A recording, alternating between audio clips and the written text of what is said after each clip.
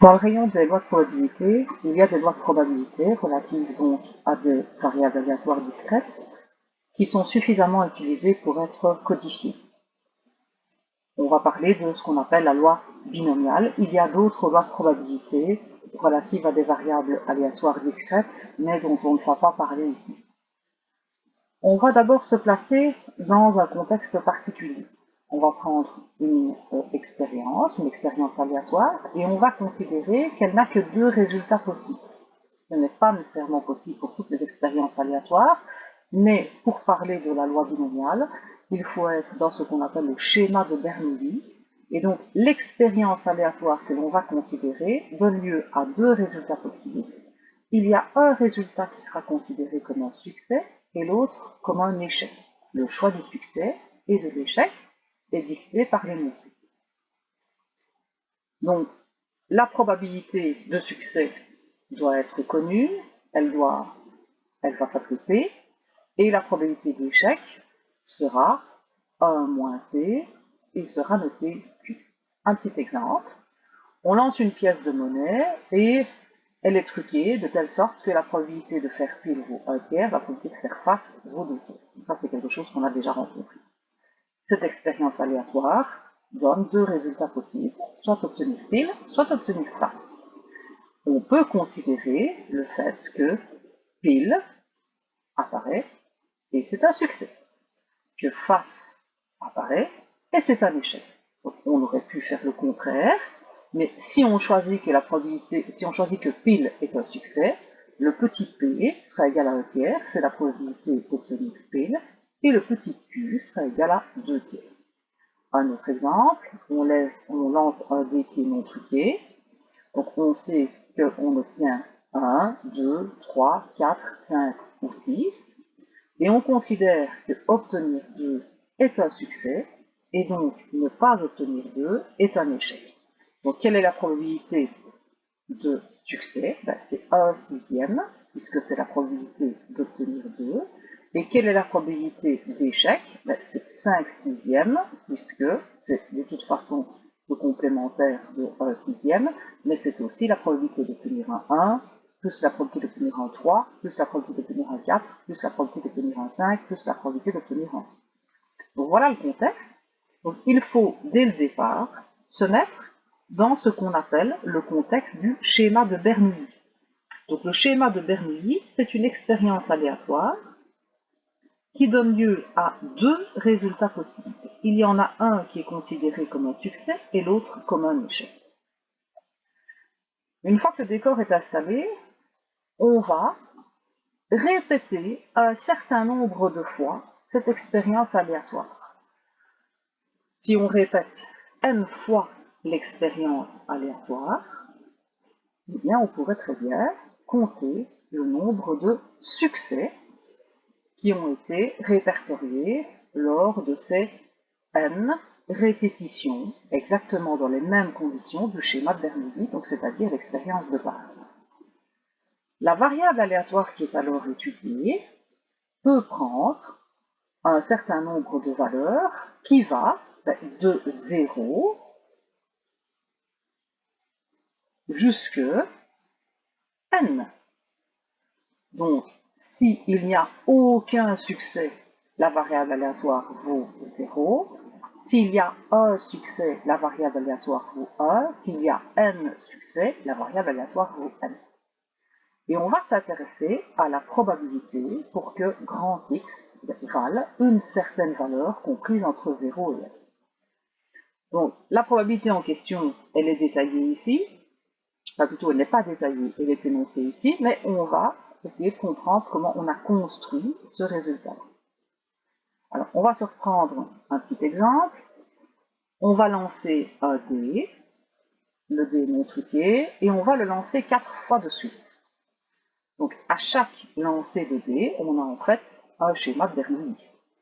Donc, la probabilité de succès pourrait être j'obtiens un 2, donc c'est-à-dire la probabilité d'obtenir un 2, c'est 1/6, et la probabilité de ne pas obtenir un 2, c'est 5/6. Donc on a bien au départ un schéma de Bernoulli. On va répéter 4 fois cette expérience, exactement dans les mêmes conditions. Donc le schéma de Bernoulli est répété et on va compter le nombre de succès. Donc x représente le nombre de succès obtenus lors de ces 4 lancers. Alors, je ne vais pas commencer par la valeur 0 de la variable aléatoire, je vais commencer par la valeur 1. Alors, quand on réfléchit bien, avoir un 1, c'est donc la probabilité d'avoir un succès et puis que des échecs, plus, puisque les événements sont disjoints, la probabilité d'obtenir un échec, et puis un succès, et puis à nouveau 2 échecs, plus la probabilité d'obtenir 2 échecs, pardon, un succès et puis un échec, plus la probabilité d'obtenir 3 échecs et puis un succès. Lorsqu'on lance le dé, il n'y a pas d'influence sur le jet suivant. Donc, les lancers sont tous indépendants. Autrement dit, quand on aura calculé une de ces 4 probabilités-là, on n'aura qu'à multiplier par 4 pour obtenir la probabilité pour que le succès soit égal à, le nombre de succès soit égal à 1. Donc, puisque chaque expérience, chaque schéma de Bernoulli est indépendant des autres, ça veut dire que si on calcule une des probabilités, on a tout calculé, puisqu'il suffit alors de multiplier ici par 4. Alors, donc on va avoir 4 fois. Alors, prenons par exemple celle-ci. Donc, la probabilité qui est là, c'est la probabilité d'échec exposant 3 fois la probabilité de succès. Je suppose que là, tout le monde est d'accord. Donc, pour avoir la probabilité totale, on a 4 fois la probabilité de succès, qui est donc 1 sixième, fois la probabilité d'échec, qui est 5 sixièmes, exposant 3. Et si vous regardez bien, ce 4 est en fait le nombre de places possibles pour le succès. Donc j'ai 4 places possibles et je dois choisir une place. Ce 4 est donc C1, 4. Le C1, 4, il est annoncé là. Donc, si on regarde bien la probabilité pour que grand X soit égal à K, donc K qui varie entre 0 et N étant le nombre de fois que l'on répète le schéma de Bernoulli, donc l'expérience de départ, on a des combinaisons de K éléments pris parmi N, multipliées par la probabilité de succès. Donc notre succès ici est un sixième, exposant 1, effectivement un exposant 1 en bas, donc exposant K, puisque notre valeur de la variable est égale à 1, multiplié par 5 sixièmes, qui est ici, la probabilité d'échec, exposant 4 moins 1, donc 3. Du coup, on comprend mieux, voilà, la probabilité pour que grand X soit égal à 0, ben, finalement ça veut dire que tous les résultats qui ont été obtenus sont des échecs, et donc on a 4 échecs successifs, donc ça veut dire qu'on a 5 sixièmes exposant 4. Et quand on remet les accessoires autour de cette réponse-là, ça revient à avoir C0, 4 fois 1 sixième exposant 0 fois 5 sixièmes exposant, 5 sixièmes exposant 4.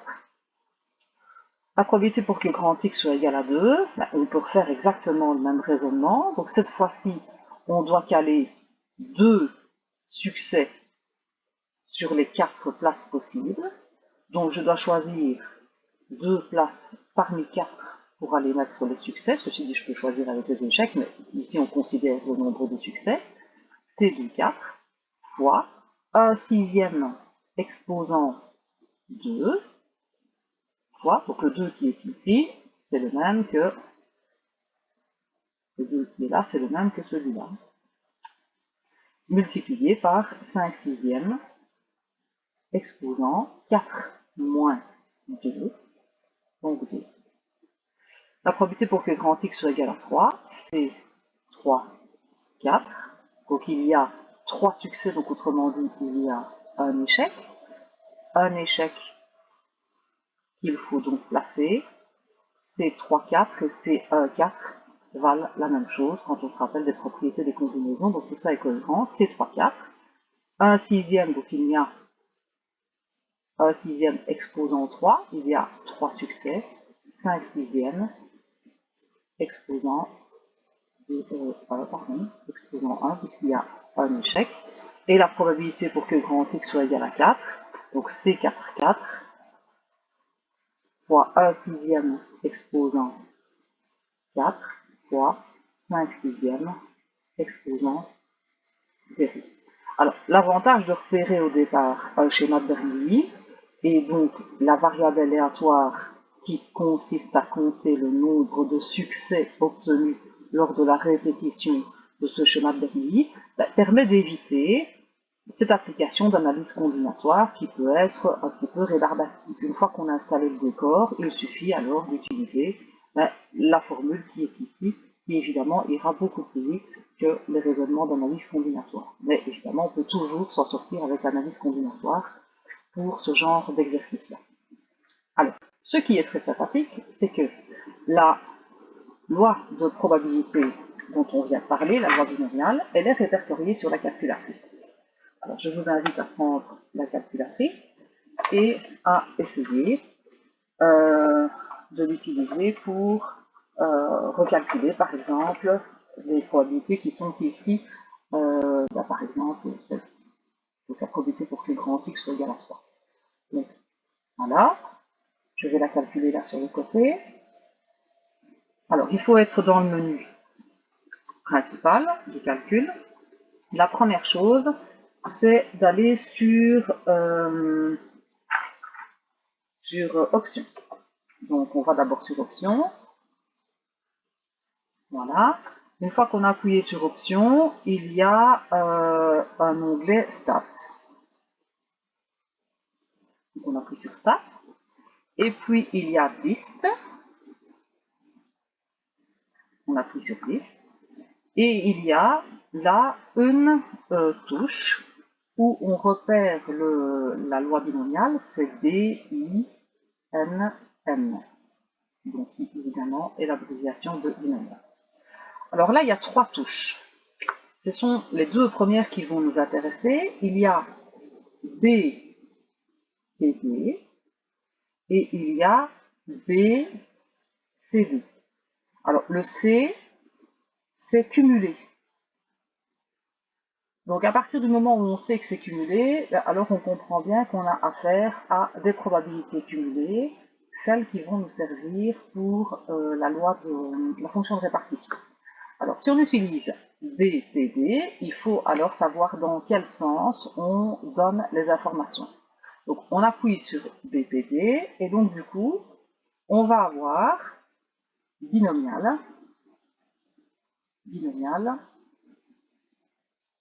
BD, voilà. La machine attend dans l'ordre la valeur de K, pour commencer, ensuite la valeur de N, et puis la probabilité de succès petit p. Donc, si j'utilise la calculatrice pour vérifier la probabilité pour que grand X soit égal à 3, je vais donc utiliser cette touche-là avec la valeur de K qui vaut 3, la valeur de N qui vaut 4, puisqu'on a décidé de répéter 4 fois de suite le schéma de Bernoulli de départ, et la probabilité de succès, c'est 1 sixième. Donc, je l'encode. On a 3, virgule, 4, virgule, et puis 1 sixième. Voilà. Et donc, on a approximativement,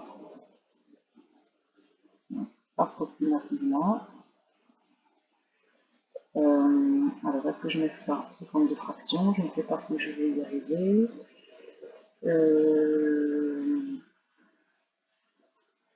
à peu près 0,0.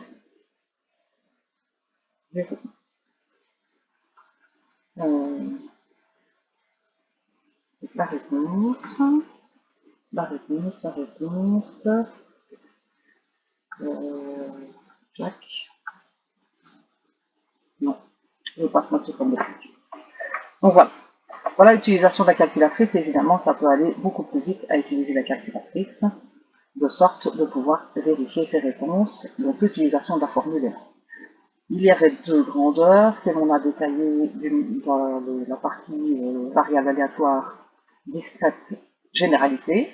Il y a l'espérance mathématique et il y a la variance et donc l'écart type. Alors, je ne vais pas le démontrer, mais on peut s'amuser à le faire. En fait, l'espérance mathématique de la variable aléatoire x, donc x est le nombre de succès que l'on obtient lorsqu'on répète ce schéma de Bernoulli n fois, c'est n fois p. Et la variance, c'est n fois p fois q. Donc c'est très facile à calculer, d'où l'intérêt de codifier en fait ces grandeurs-là, de sorte de pouvoir calculer des grandeurs comme l'espérance et la variance beaucoup plus vite que de le faire à la main, de même que toutes ces probabilités-là sont alors beaucoup plus faciles à calculer. Donc si la variance est égale à n fois p fois q, du coup l'écart type est égal à sa racine carrée. Voilà, je vous laisse aux exercices.